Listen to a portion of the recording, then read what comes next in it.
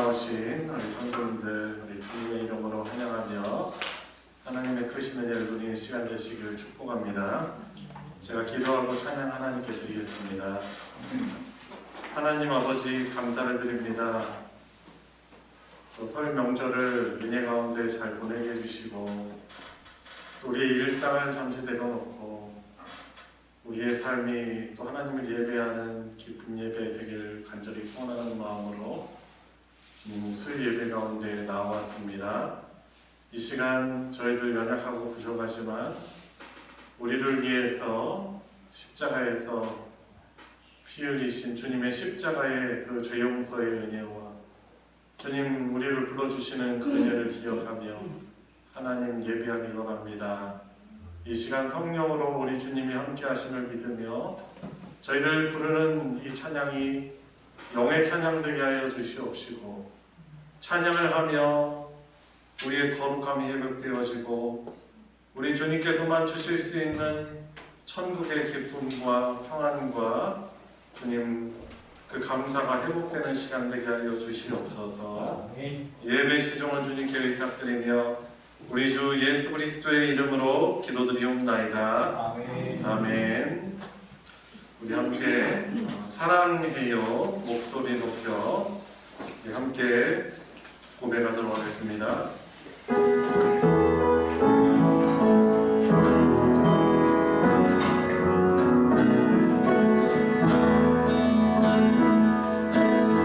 사랑해요 목소리 높여 사랑해요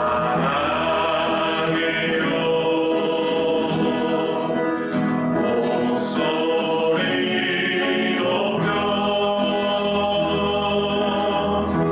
경배해요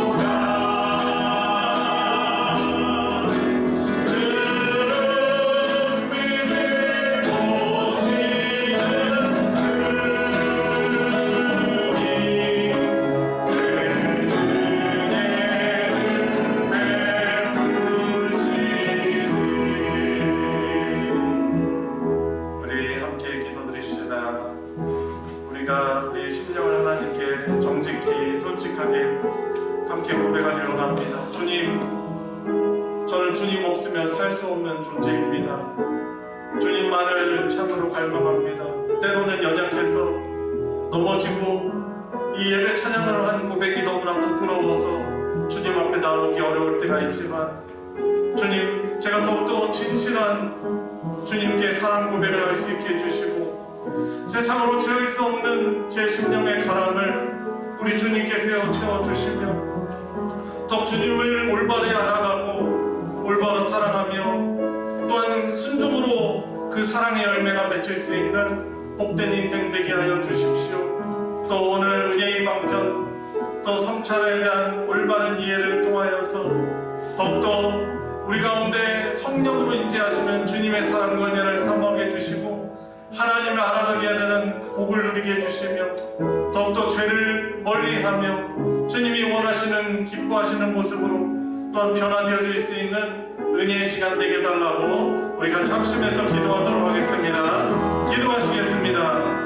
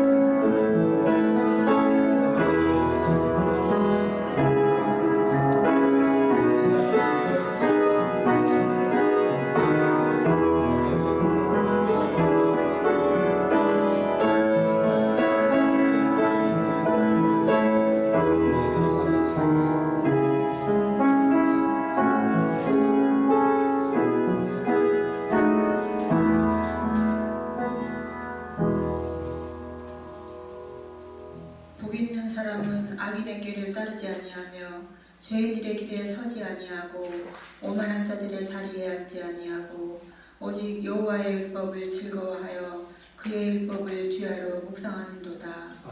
거룩하신 하나님 아버지, 주일 후 3일 동안도 주님과 동행하게 하시고 지켜주시다가 오늘 수요 예배로 주님 전으로 불러주심을 감사드립니다. 오늘도 저희 성도들 주님 말씀 사모하여 모였사오니 생명의 양식을 먹고 마음껏 찬송 올려드리는 시간 될 수 있게 하여 주시옵소서.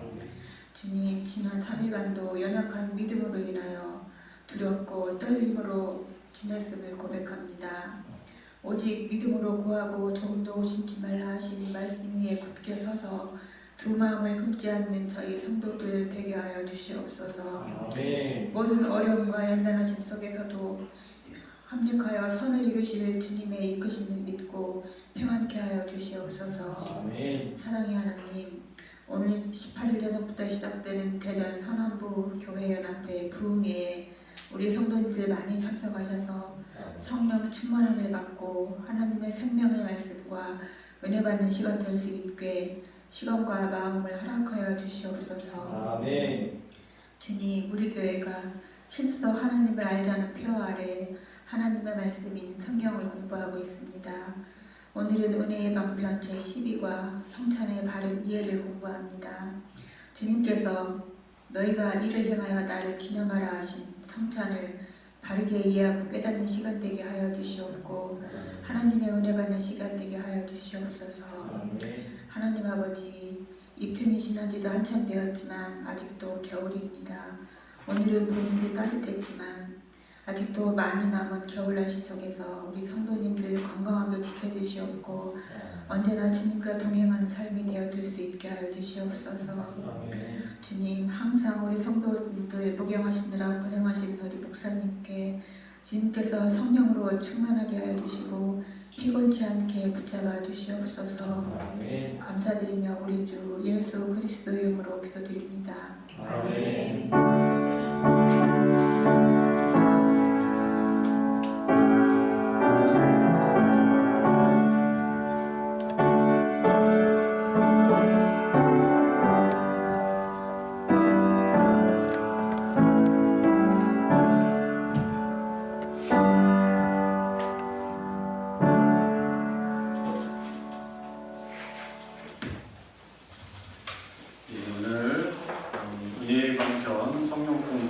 12과 지난주에 이어서 성찬에 관하여서 다시 또 성경적인 근거를 가지고 우리가 배워보고 또 올바른 성찬을 참여하고 시행할 수 있는 우리 모두가 되길 바랍니다. 마태복음 26장 26절부터 28절까지 부분입니다.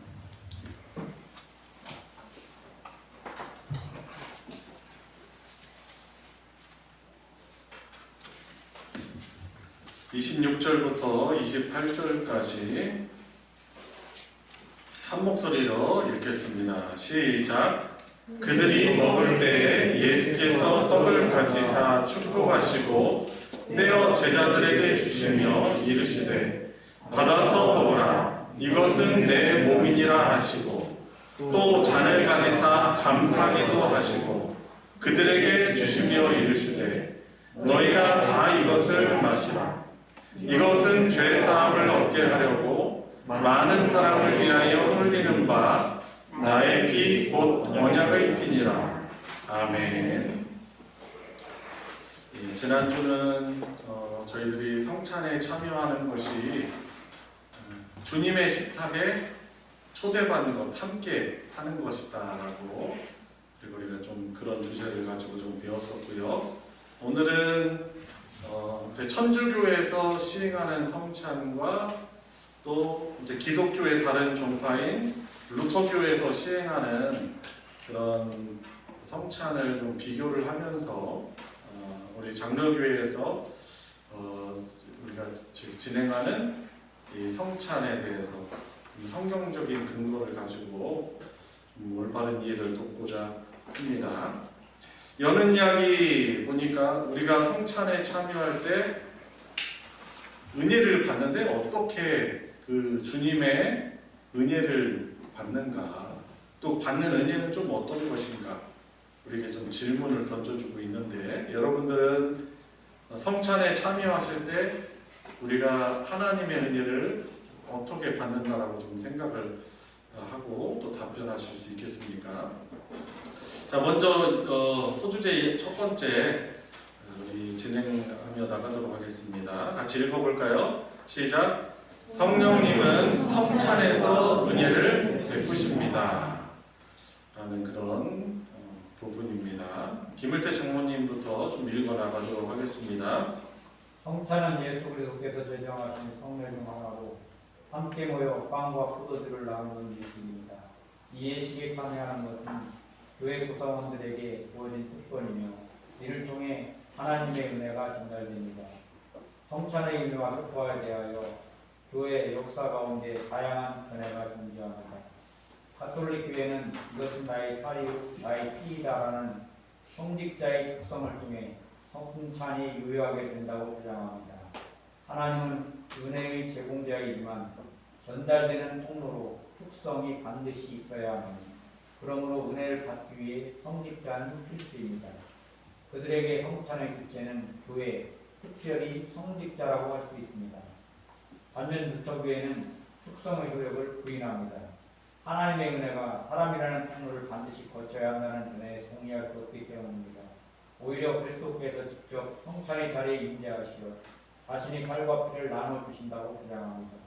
그리고 교회는 그의 살과 피를 먹음으로 그리스도께서 주시는 은혜에 참여하게 됩니다. 루터교회에서 성찬의 주체는 그리스도입니다. 네, 이 성례 성찬을 진행하는데 교회 공동체 하나님을 믿는 사람들에게 있어서 이 성찬은 이렇게 거부하고 또 성찬을 참여하지 않을 수 없는 것이 이 성찬이라는 성례인데, 천주교에서의 성찬과 루터교에서의 성찬과 우리 장로교에서 진행하는 이 개신교에서 진행하는 이 성찬은 해석이 아주 달라요. 그런데 이 천주교 같은 경우는 오늘 이제 가톨릭이라고 하고 있죠. 원래 카톨릭인데요. 원래 캐톨릭 철치 보편교회라는 그런 단어인데 좀 이게 약간 웃깁니다. 가톨릭이라고 표현을 하잖아요. 왜 가톨릭이라고 하는지 아세요? 카톨릭인데 영어로 보면은 카톨릭이 뭘로 시작해요? C로 시작하잖아요. 근데 왜 한글로 표현할 때 가톨릭이라고 그러죠? 혹시 그런 그 의문을 좀 품진 않아 보셨었나요? 우리 개신교가 이제 자음이 기역으로 시작해요. 근데 카톨릭 하면 한글로 하면은 기역이면 어떻게 돼요? 아주 저 뒤에 가 있어요. 개신교보다 훨씬 뒤에 가 있어요. 그러다 보니까 이게 안 된다 해가지고 굳이 이거를 가톨릭이라고 바꾼 거죠. 그래서 이제 개신교보다는 우리가 더 보편 교회인데, 진짜 교회인데, 그래서 이제 이 가나다 순에서도 밀리지 않으려는 그런 의도가 사실 있습니다. 그래서 캐톨릭 철치인데 이걸 한글로 할 때 가톨릭이라고. 천주교에서 이런 부분을 신경을 많이 써요. 어떻게 좀 겉으로 드러나고 그런 부분, 포장하는 부분들을 아주 잘하는 것이죠. 사실상 천주교 안에 많은 부정부패와 성적인 타락이 있습니다. 그죠? 죄인인 우리 인간으로서 이 죄를 지을 수밖에 없는 거예요. 그런데 천주교 같은 경우는, 이 로마 카톨릭 같은 경우는 이 포장을 잘하고 이 언론을 이미 많이 장악하고 있기 때문에 천주교회 안에서 일어나는 이런 어떤 안타까운 좀 더러운 이야기들이 잘 새나가지 않도록 이 언론을 잘 통제하는 그런 기관들이 이미 있기 때문에 어떻게 보면 일반 사람들 볼 때는 이 천주교가 되게 어떻게 보면은 더 도덕성이 있는 것 같고 더 봉사 많이 하고 그런 것 같지만 사실상은 그렇지 않습니다. 여튼 이제 가톨릭이라고 이제 표기를 하고 있어서 제가 이제 여러분들께 그래도 알려드리려고 말씀을 드립니다. 자, 근데 이 가톨릭 교회는 성찬을 진행하는 데 있어서 이 은혜를 제공하는 분은 하나님이시지만은 전달되는 통로로 축성이라는 것을 되게 강조해요. 그러니까 신부가 이것을 집도하는 사람이 이것은 나의 살이요 나의 피다라는 이런 축성, 직접적으로 그 의식을 진행하면서 이렇게 소리를 내는 것과 이 빵과 이 포도주를 나누는 것에 대단히 큰 의미를 부여합니다.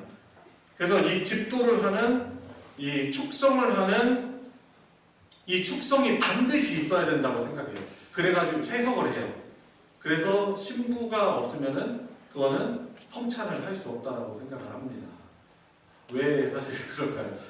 카톨릭을 좀 이렇게 비난하게 되고 좀 그런 부분이 없잖아 있지만 말씀을 드려요. 아무래도 이 가톨릭, 이 천주교 같은 경우는 하나님의 말씀의 권위에 동등하게 교회의 권위를 강조를 해요.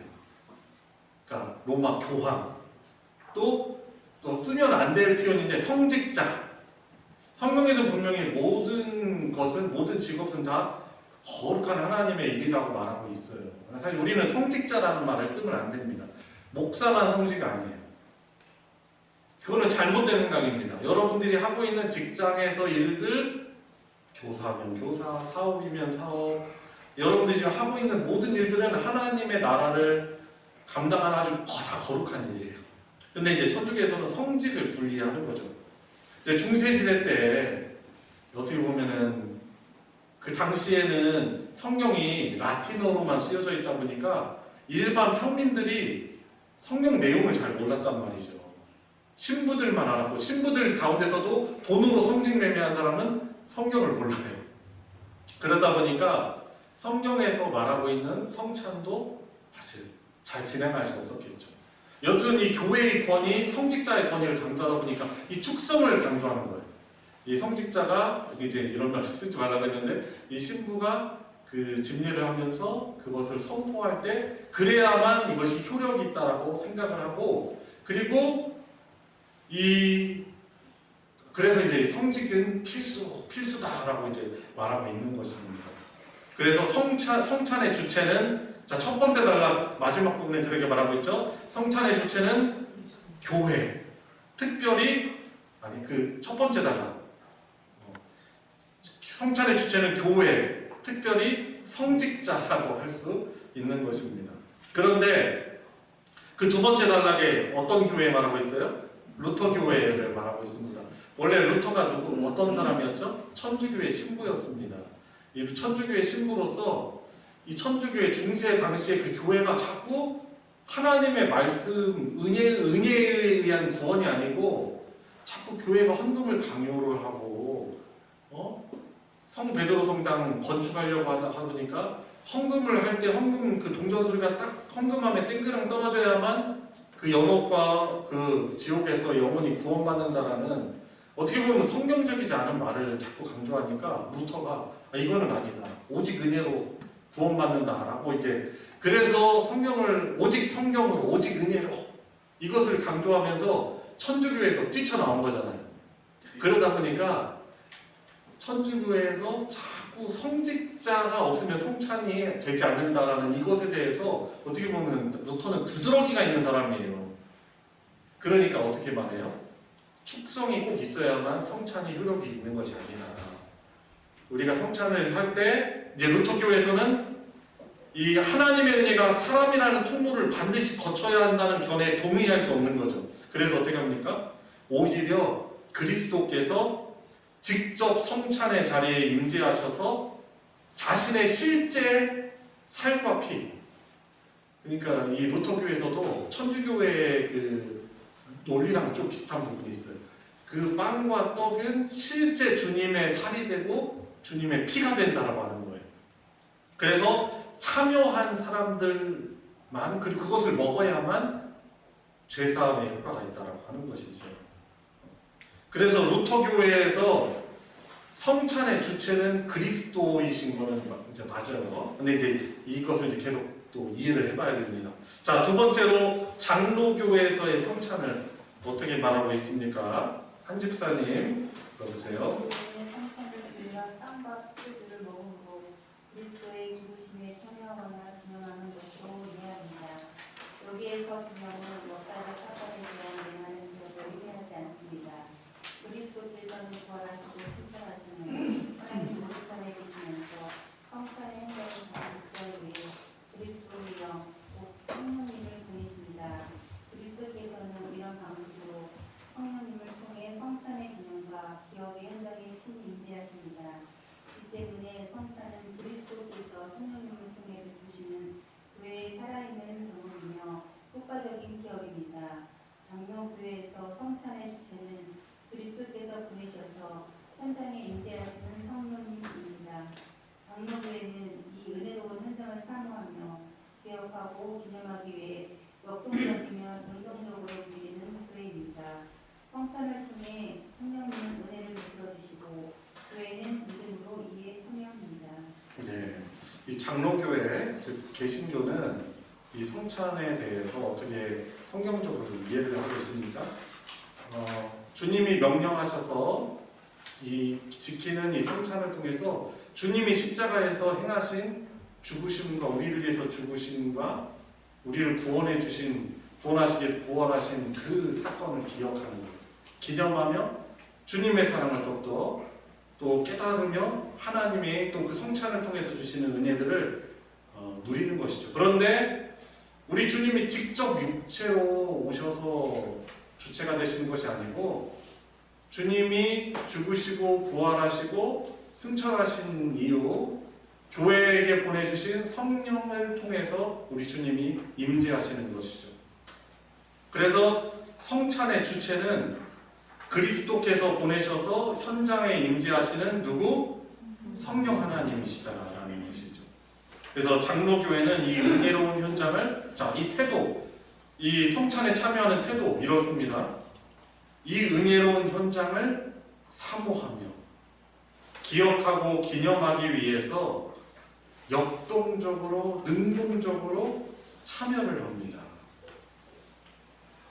성찬의 주체는 성령으로 임하시는 우리 주님, 성령 하나님께서 주체시고 또 그냥 수동적으로 참여하는 것이 아니에요.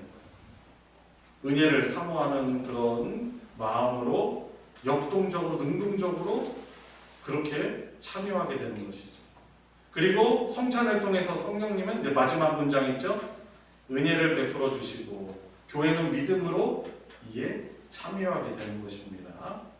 자, 질문 1, 2번. 질문 1번 고강사님 한번 읽어주시겠어요? 그리스도께서는 누구를 통해 성찬에 임재하십니까? 누구를 통해서 임재하십니까? 그죠. 주님의 영이신.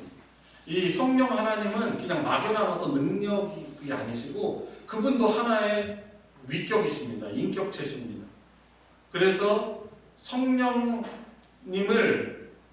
어떻게 별명하고 있어요? 성경에서는 그리스도의 영이라고 표현하기도 하고 하나님의 영이라고도 합니다. 성령 하나님은 성부 하나님의 영이시면서 바로 성자 예수 그리스도의 영이시기도 합니다. 그런데 성찬을 할 때 그리스도께서 성령으로 임재하신다는 것이죠.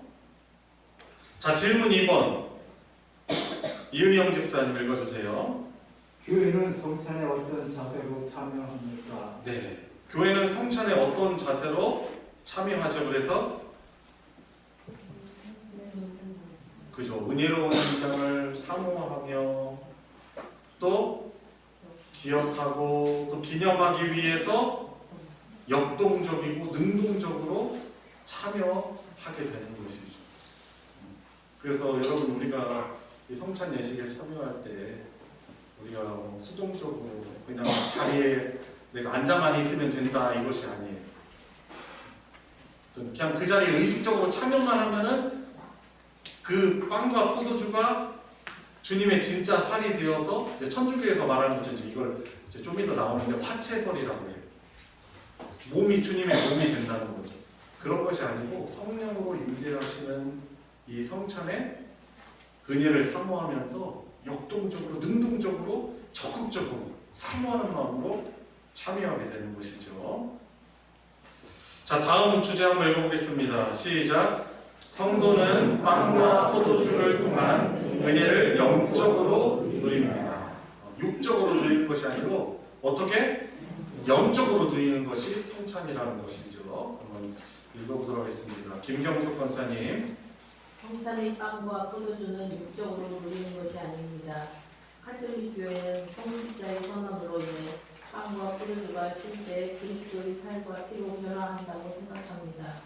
이 견해를 화채설이라고 부릅니다. 본모양은 빵과 포도주 그대로 있지만 본질은 살과 피로 변화되었다고 여깁니다. 입에서 씹히고 느껴질 때 느낌은 빵과 포도주이지만 본질적으로는 살과 피를 먹는 것과 같습니다. 이 견해의 신학적 결과물은 성찬을 제사와 동일시하는 것입니다. 실제 살과 피가 있는 예식이기 때문에 사실상 그리스도께서 다시 죽으시는 제사와 동일합니다. 이렇게 가톨릭 교회는 성찬을 통해 그리스도께서 죽으시고 그 죽으심의 효과는 매번 참여하는 사람들에게 재용서로 나타난다고 믿습니다. 네, 거기까지요. 그래서 천주교에서 신학적으로 이 성찬을 어떻게 이해하냐면은 그것이 본질이 바뀐다는 거예요. 그러니까 빵과 포도주의 그런 질감, 식감이지만은 그것이 실제 주님의 몸과 주님의 피로 변한다라고 여기는 거예요. 그래서 그런 신학의 결과물이 바로 이 성찬을 제사와 동일시 한다는 것입니다.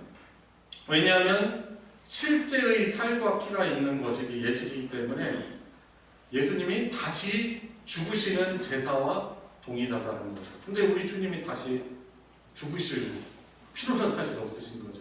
왜냐하면 히브리서에서도 예수님이 십자가에서 죽으시고 부활하심으로써 단 한 번 영원한 제사를 하나님께 드리셨다라고 그렇게 말씀하고 있잖아요. 그러니까 이게 성경에서 말하는 것과 충돌하는 것이죠.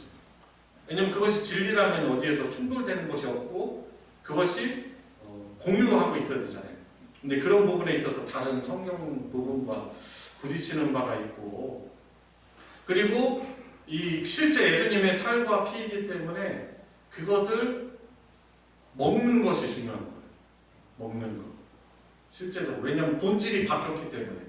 빵과 포도주가 아니고 실제 예수님의 살과 피다라고 강조하는 거죠. 그래서 매번 참여하는 사람들에게 죄용서로 그것이 나타난다라고 이제 믿는 것이죠. 이게 이제 천주교에서 가지고 있는 성찬에 대한 신학인 것입니다. 자, 다음으로 이제 루터 교회에서 루터파에서 어떻게 해석하는지 이재복 지사님 읽어주세요. 한편 루터 교회는 빵과 포도주의 본질이 살과 피로 변하였다는 주장이 옳지 않다고 여깁니다.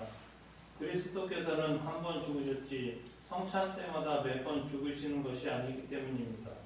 그리스도께서 직접 성찬의 주관자로서 예식에 참여하시어 빵과 포도주를 먹을 때 그 위, 아래, 좌, 우, 안에 함께 계셔서 실제로 그리스도의 살과 피를 먹는 것과 같다고 믿습니다.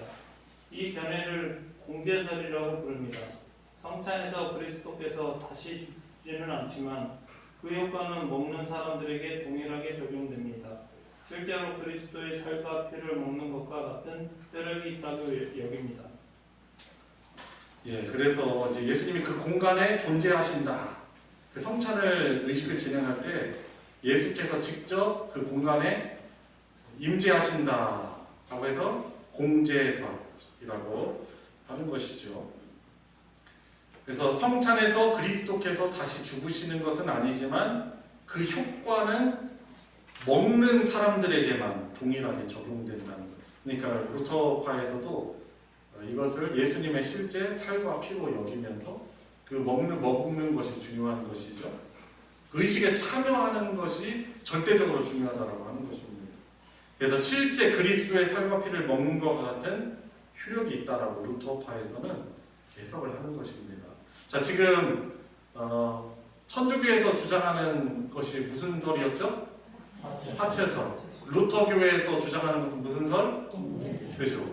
대단히 수준이 있는 신학 공부를 사실 하시는 거예요. 신학교에 가 계시지 않지만. 자, 다음으로 우리 교회에서 개신교회에서 해석하는 성찬에 대한 이해입니다. 우리 남강사님 읽어주세요. 성찬의 빵과 포도주를 통한 은혜를 영적으로 누립니다. 우리 장로교회는 성찬에서 그리스도의 영적 임재를 주장합니다. 성찬은 제사가 아닙니다. 빵과 포도주의 본질이 변화되지 않습니다. 그러므로 빵과 포도주를 먹는 것은 그리스도의 진짜 살과 피를 먹는 것이 아닙니다. 그러나 그것이 성찬의 효과를 부정하는 것은 아닙니다. 그리스도께서 성령님을 통해 성찬의 현장에 임재하시기 때문입니다. 그리스도께서 완성하신 구원을 얻은 성도들은 성찬에서 빵과 포도주를 먹음으로 그리스도의 죽으심을 기억하고 기념합니다. 성령님은 이 현장에 임재하십니다. 성도들에게 은혜를 베푸셔서 그들의 구원과 의를 확인하게 하시고 신앙을 견고하게 하십니다. 그렇게 그리스도와 구원을 가리키는 성찬의 빵과 포도주의 참된 의미를 깨닫고 누리도록 하십니다. 장로교회에서 성찬은 사람이 느낄 수 있는 물리적인 감각이 아닙니다. 오히려 더 본질적이며 소중한 것을 경험하게 합니다. 우리는 참된 성찬을 통해 성령님께서 베풀고자 하시는 진실하고 풍성한 하나님의 은혜를 누리게 됩니다. 네, 우리 장로교회뿐만 아니라 개신교회에서는 성찬을 할 때 그리스도께서 영적으로 임재하신다, 영적 임재설로 해석을 하는 거예요. 뭘로 해석한다고요? 네, 영적 임재설. 그래서 우리가 빵과 포도주를 먹을 때 그 빵과 포도주라는 그것이 본질적으로 바뀌지 않는다고 하는 거죠. 예수님의 진짜 살과 피가 아니라고 생각하는 거죠. 그렇지만 그것이 성찬의 효과를 부정하는 것은 아니라는 것이죠. 오히려 그 성찬을 통해서 그것이 의미하는 바, 예수님의 살이, 예수님이 지킨 살이, 또 예수님이 우리를 위해서 흘리신 피가 어떤 것을 의미하는지 본질적인 의미를 우리는 묵상하면서 우리는 그것을 이제 성찬에 참여합니다. 그리고 그리스도께서 그 순간에 성령으로 성찬의 현장에 임하신다라고 믿는 것이죠. 그래서 그리스도께서 완성하신 구원을 얻은 성도들이 성찬에서 빵과 포도주를 먹음으로 그리스도의 죽으심을 기억하고 기념합니다. 이건 주님 말 그대로 주님의 명령 그대로죠. 너희들이 이것을 행하여 나를 어떻게 하라? 기념하라 하신 거죠.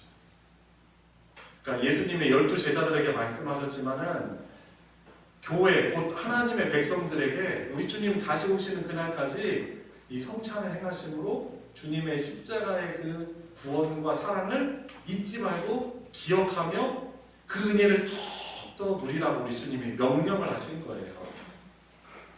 그래서 우리 성도들은 그냥 몸만 그 자리에 참여하는 어떤 의식의 어떤 의전의 중요성을 강조하기보다는 또 성령님이 성찬에 영적으로 임재하셔가지고 우리에게 구원의 의의를 확인시키시고 구원을 확신하게 하시고 우리의 신앙을 견고하게 해주심을 이렇게 믿는 것이죠. 그래서 그렇게 오히려 더 그 성찬과 이 빵과 포도주가 가지고 있는 참된 그 본질적인 의미를 우리 교회 공동체는 더 깨닫고 그 성찬을 통해서 누리게 되는 것입니다. 그래서 더 본질적이고 더 소중한 것인 것입니다. 그래서 루터교나 천주교에서는 그 의식의 참여 그 자체, 그리고 그걸 먹어야만, 그것이 예수님의 실제 살과 피이기 때문에 그걸 먹어야만 죄 용서 받는다라고 생각하고 있는데 사실 성경적인 해석은 아니라고 하는 것이죠. 자, 질문 3, 4번 한번 풀어보겠습니다. 조하영 백사님 한번 천천히 읽으실 때 우리 같이 한번 가로에 넣어볼까요? 3번 카톨릭 교회의 성찬 이론은 사체설이고, 루터 교회의 성찬 이론은 공제설. 네, 공제설입니다. 그리고 질문 4번도 이어서 해주세요. 장로교회의 성찬 이론은 영적 이제 그죠. 성령으로 우리 주님 임하셔서 그 구원의 은혜를 더욱더 누리게 하신다는 그런 영적 임재설을 우리는 이렇게 받아들이고 있는 것입니다. 자, 그래서 이제 마지막 이제 세 번째 주제에서도 로마 가톨릭과 루터 교회의 또 비교를 하면서 다시 이제 정리를 해주고 있습니다. 자, 같이 읽어볼까요? 그 주제의 첫 줄 시작. 성찬은 그리스도의 은혜를 누리는 축제입니다. 성찬은요, 그리스도의 은혜를 누리는 축제래요. 유건사님 한번 읽어주세요. 카톨릭 교회는 사회의 축성으로 빵과 포도주가 진짜 그리스도의 살과 피가 되었다고 여깁니다. 화채설에 따르면 성찬을 받는 사람은 그가 어떤 상태에 있는지 누구이든지 진짜 그리스도의 살과 피를 받게 됩니다. 즉 그에게 그리스도의 죽으심의 실제적인 효과인 죄 용서가 발생합니다. 그러므로 그리스도에 대한 신앙은 성찬의 의를 누리는 데 있어 소중한 소유가 아닙니다.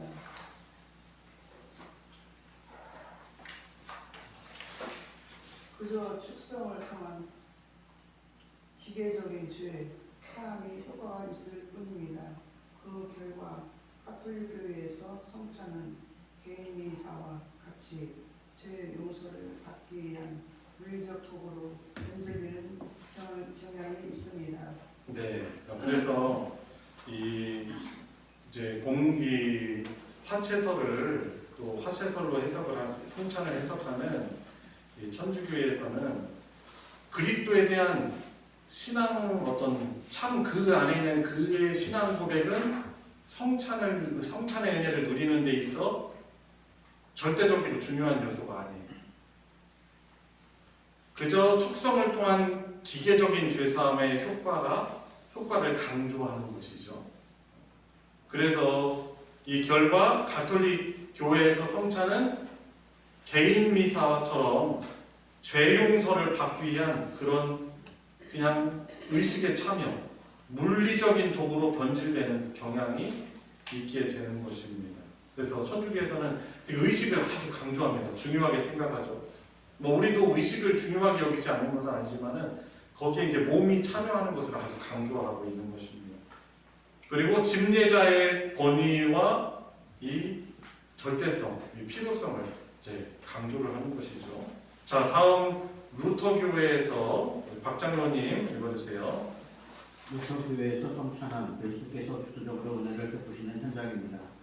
공제설은 떡과 포도주가 살과 피로 변화하지 않는다는 점에서 화채설과 다르지만 여전히 그리스도께서 임재하시어 그리스도의 살과 피를 참여자가 먹는다는 점은 일치합니다.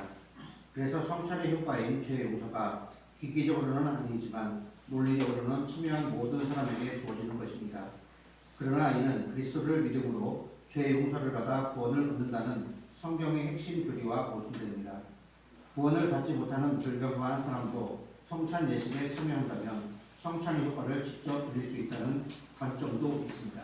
네, 그렇죠. 그래서 우리 구원은 믿음으로 하나님의 은혜로 주어진다라는 이 성경의 이 주장과 충돌되는 점이 루터 교회 공제설에도 있는 것입니다. 거기도 역시 의식에 참여하는 것이 아주 이제 중요한 것이죠.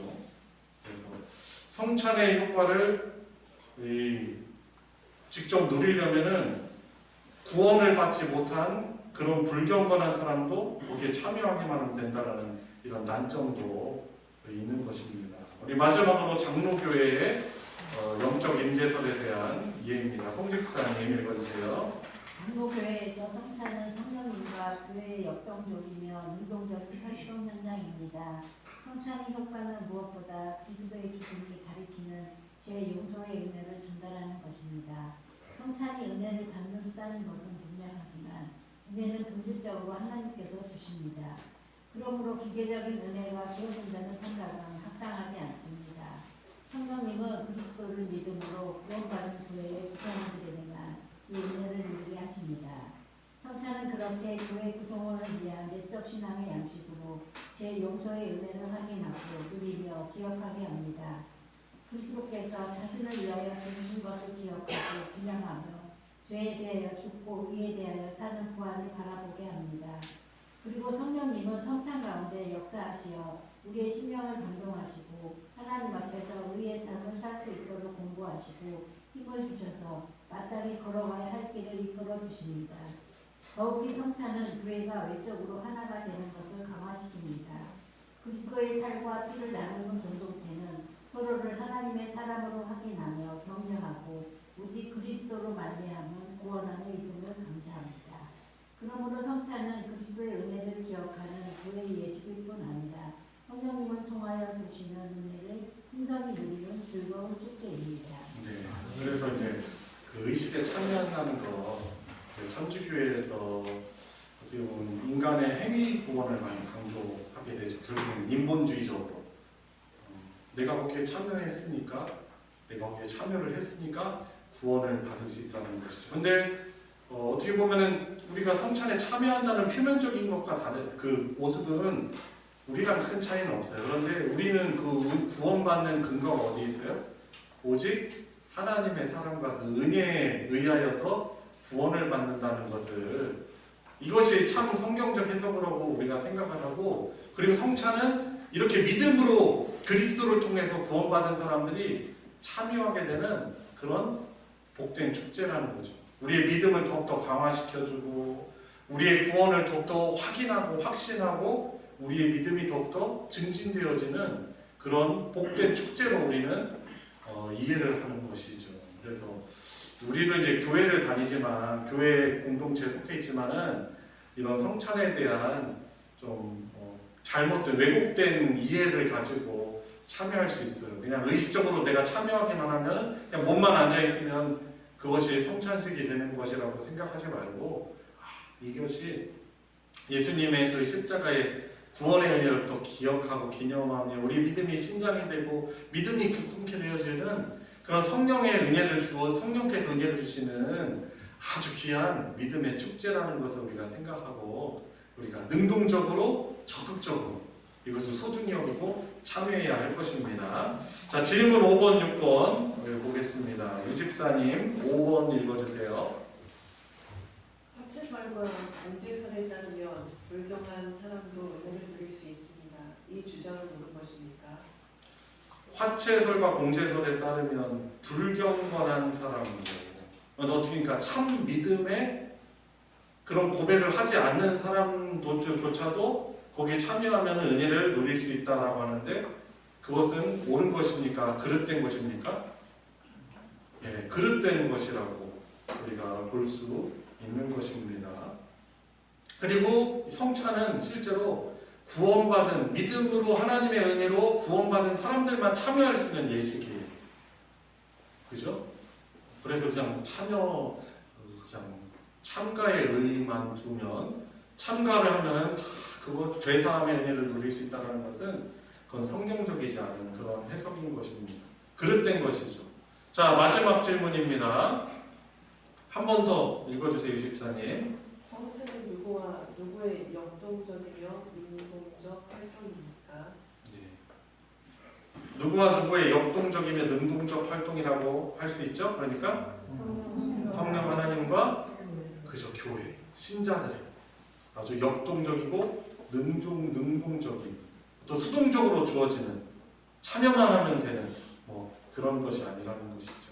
그래서 우리가 더 적극적인 은혜를 사모하며 성령께서 임재하셔서 은혜 주시는 아주 귀한 그런 예식으로 주님의 명령으로 받고 우리가 참여를 해야 될 것입니다. 적용을 위한 질문 1번 이순옥 집사님을 읽어주세요.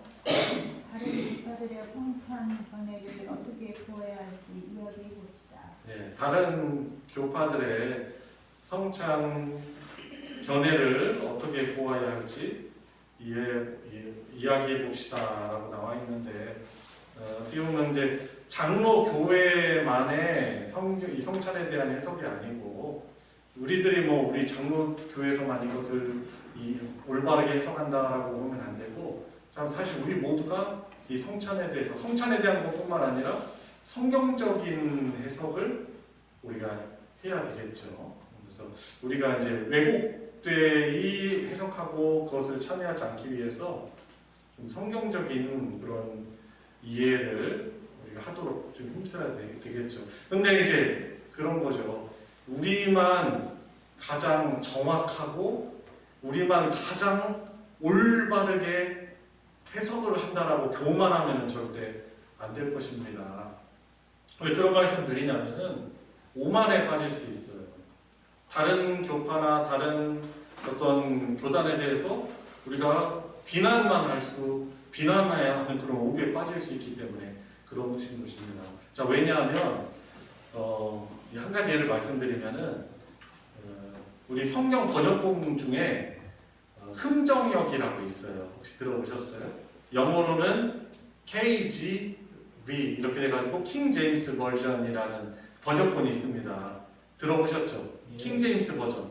이제 그것을 우리나라에 들여와가지고 보급하는 단체가 말씀 보존학회라는 그런 단체가 있어요. 근데 이 말씀 보존학회에 대해서 우리 건전한 이 교단에서는 이것을 이단성이 있다고 봐요. 왜냐하면은 그 사람들이 주장하는 바 성경 번역본 중에 이 킹제임스 버전이 흠정역이 가장 원문에 충실하고 이것 외에는 다 잘못된 것이다 라고 그렇게 치부해버리는 것이죠. 그러니까 자기들만 옳다고 하고 다른 성경 번역본은 심지어 개역개정 우리가 보는 개역개정판이나 다른 번역본들을 그릇된 것으로 그렇게 평가하기 때문에 자기들만 제일 옳다라고 교만하게 주장하는 것이죠. 그래서 어떤 그런 자기들만의 어떤 오름에 빠지는 오류에 우리가 빠질 수 있기 때문에 우리가 이제 중요한 건 이 성찬에 대해서 다른 교단에 대해서 다른 교파에 대해서 잘못된 해석이다라고 그렇게 말하기에 앞서 저와 여러분들이 우리 성찬을 우리 교회 공동체가 올바르게 시행하고 있는가, 올바른 태도로 참여를 하고 있는가, 그것이 우리가 더 먼저 관심을 갖고 힘써야 될 일이지 다른 것을 비판만 하고 정작 우리 자신은 머리로는 그냥 영적 임재서를 이해하는데 실제로 참여하는 태도는 올바르지 않아요. 이거는 문제가 있는 것이죠. 그래서 이런 태도가 우리에게 좀 필요하지 않나 그렇게 생각을 해봅니다. 그리고 2번 이순옥 책사님 읽으셨고 영광형제 한번 질문 읽어주세요. 장로교회 영적 임재설이 왜 바르고 온유한 것인지 서로에게 설명해 봅시다. 네. 왜 바르고 옳은 것, 은혜로운 것인지 설명해 보자면은 좀 확연하게 드러나는 부분은 있어요. 하나님의 은혜를 우리가 구원받는 것에 대해서 하나님의 은혜를 강조하는 것은 사실 영적 임재설이에요. 그리고 우리 주님이 이것을 행하여 나를 기념하라, 기억하라라고 하셨기 때문에 그 주님의 그 은혜를 기억하고 기념하는 그런 해석을 하는 것은 영적 임재설인 것이죠. 그렇죠? 이제 다른 어떤 교파에서 주장하는 것처럼 화채설이나 공제설처럼 참여하는 내견 혹은 그것을 진행하는 성직자라고 표현하는 그들이 진행해야만 그것이 성찬이 될 수 있는 것을 주장한다는 것은 그것은 인본주의적이고 성경적이지 않은 것이다라고 할 수 있는 것이. 그래서 영적 임재설을 그래도 가장 성경적인 해석으로 우리는 이해를 하고 이것을 바탕으로 해서 성찬을 시행하고 있는 것입니다. 자, 우리 같이 한번 기도하도록 하겠습니다. 같이 기도할 때 하나님, 저희 같은 참 죄인도 칭의를 받았지만 여전히 우리의 삶은 제 칭의에 따르지 못하는 연약하고 부끄러운 자들임에도 성찬 예식에 참여하게 하심으로 다시금 주님의 십자가 앞에 엎드리게 해주시니 주님 감사를 드립니다.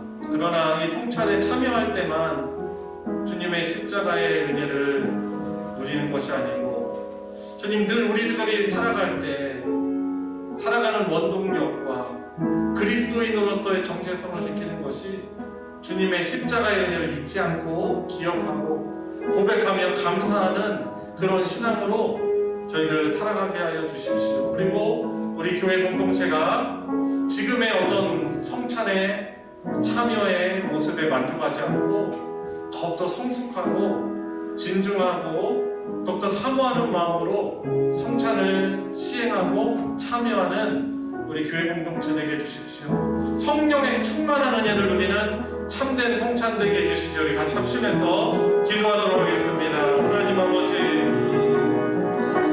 오늘 함께 공부하며 주님 성찬의 바른 의미에 대해서 좀 성경적으로 비추어 보았습니다.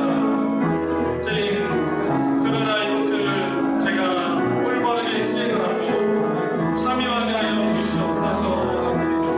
주님, 성찬의 그런 주님 의식적으로만 예배라는 그런 행위를 할 때만 주님 그리스도의 십자가를 고백하는 것이 아니고 저희들의 삶의 현장에서 주님의 십자가를 고백하며 주님 그 십자가의 흔적 가운데 살아가야 하여 주시옵시고 주님, 점점 더 주님의 그 십자가의 은혜를 믿고 또 고백하며 순종하는 모습으로 주님 나아갈 수 있는 저희들 되게 하여 주시기를 주님 간절히 원하옵나이다. 우리 계속해서 기도할 때 우리 함께 순종에 관하여서 좀 기도합시다.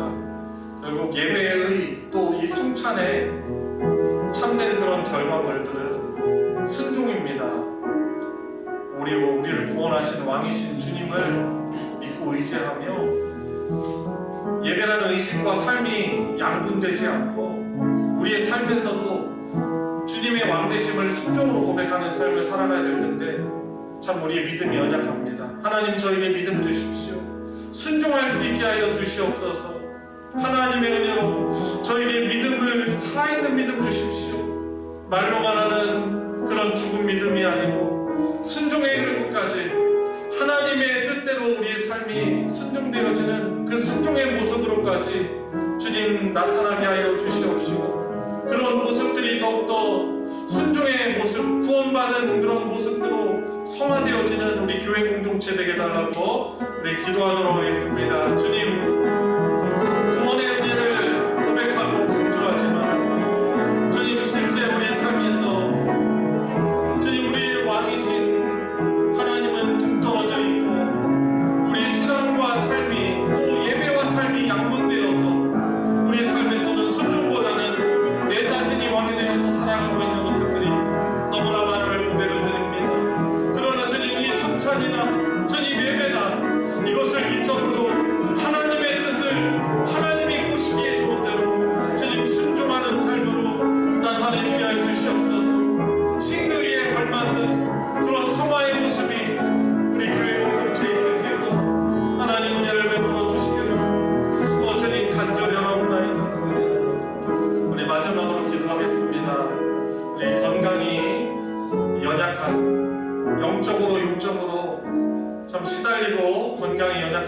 있는 분들을 위해서 이름 불러가면서 기도해 주시길 원합니다. 하나님께서 또 우리 기도를 통해서 만져주시도록 위해서 기도해 주시되, 또 특별히 안복순 집사님이 또 허리 디스크 수술을 하시고 또 집에서 회복하는 과정 가운데 있습니다. 하나님이 은혜 주셔서 참 그 수술한 부위가 잘 회복되어지고 다시 편안하게 거동하며 하나님을 예배하고 또 하나님이 주신 일상들을 강건하게 살아갈 수 있도록 위해서 기도해 주시고, 여러분들 가정과 또 주변에 있는 우리 중보의 대상들을 생각하시면서 그들의 영혼과 육체를 위해서, 믿음을 위해서 우리 마지막으로 함께 중보 기도하도록 하겠습니다. 기도하시겠습니다. 하나님 아버지, 주님 너무나 연약한 자들을 믿고 있습니다. 주님 신음하며 고통에 울부짖으며 주님 어려운 가운데 있는 우리 지체들이 있습니다. 주님 오늘 은혜 주시옵소서. 우리 영혼의 의사이신, 우리 영혼의 치유자이시며 우리를 창조하시고 우리를 진정으로 치유하여 주실 수 있는 우리 주님께 간구하며 기도하옵니다. 주님 들어주시옵소서. 원복수사님, 우리 주님의 놀라운 은혜와 사랑으로 잘 회복되어 줄 수 있게 하여 주시옵소서. 주님 고통 가운데 있지만 하나님 그런 가운데 하나님이 주시는 주님 위로 사랑해 주시고 건강과 믿음이 연약하여 지지 않도록 주님 붙들어 주시옵소서. 주님 손을 위해 손잡고 기도하도록 사랑의 눈을 기도하도록 우리를 교회로 세우셨사오니 주님 의자를 기도합니다. 주님 우리 가족들 주님 구원에 합당하는 믿음을 갖게 하여 주시고 하나님을 예배하는 것을 기뻐하며 늘 구원의 감격과 감사 가운데 살아갈 수 있도록 주님 역사하여 주시옵소서. 하나님 아버지 감사드립니다. 이 짧은 시간으로 저희들이 이 성찬의 성경적인 의미를 저희들이 완전하게 이해할 수 없지만 무엇보다도 우리가 하나님의 은혜로 구원받았다는 사실과 이 하나님의 놀라우신 은혜를 그 포기치 아니하시고 불변하시는 하나님의 신실하신 사랑을 십자가를 통해서 우리에게 보여주신 나타내신 그 하나님의 사랑을 잊지 않도록 우리 주님이 성찬을 명령하시고 우리 주님 다시 오시는 그날까지 저희들을 시행합니다. 주님 온 성도들이 이 성찬을 통해서 성령으로 임하시는 은혜를 주시고 믿음을 굳건하게 하시며 죄를 이길 힘을 주시며 주님 하나님의 은혜를 충만히 누리는 이 성찬을 늘 사모하게 해주시고 저희 교회 공동체도 이것을 빠르게 시행하고 또한 능동적이고 적극적인 성도들의 참여로 우리 주님이 베풀어 주시는 구원의 축제를 늘 잘 누릴 수 있는 우리 소망교회 공동체 되게 하여 주시옵소서. 아멘. 우리들에게 갑작스럽게 예기치 못하게 닥치는 여러 어려운 일들로 인해서 우리 성도들의 믿음이 흔들리지 않게 하여 주시고 그 고난을 통해서 우리 주님을 더욱더 갈망케 해주시고 우리 주님의 치유하심과 자유하게 하시는 결박을 풀어주심에 놀라우신 은혜를 온 성도들이 누리며 하나님을 더욱더 기쁘게 감사하며 예배할 수 있는 우리 참된 주님의 몸 교회 공동체 되게 하여 주시옵소서. 아멘. 주님 특별히 연약함 가운데 울부짖는 우리 성도들이 있습니다. 주님께서 그들을 위해서 사랑의 간구를 하며 은혜를 누리도록 저희들 중보기도를 시키십니다. 주님 이 시간 그들의 이름을 불러가며 기억하며 기도한 우리 기도 제목 주님께서 기억하여 주시고 우리 성령 하나님의 놀라운 임재와 함께 하신 가운데 치유하여 주시고 회복시켜 주시는 놀라운 은혜가 우리 성도들의 가정 가운데 충만케 하여 주시고 또한 허락하신 이번 한 주의 남은 시간들도 주님 악한 사탄으로부터 주님 우리를 지켜보아 주시고 승리하며 한 주를 보내게 하여 주시옵소서. 아멘. 우리 주 예수 그리스도의 이름으로 기도드리옵나이다. 아멘. 아멘. 주기도로 예배 마치겠습니다. 하늘에 계신 우리 아버지여, 이름이 거룩히 여김을 받으시오며 나라가 임하시오며 뜻이 하늘에서 이루어진 것 같이 땅에서도 이루어지리라. 오늘 우리에게 일용할 양식을 주시옵고 우리가 우리에게 죄 지은 자를 사하여 준 것 같이 우리 죄를 사하여 주시옵고 우리를 시험에 들게 하지 마시옵고 다만 악에서 구하시옵소서.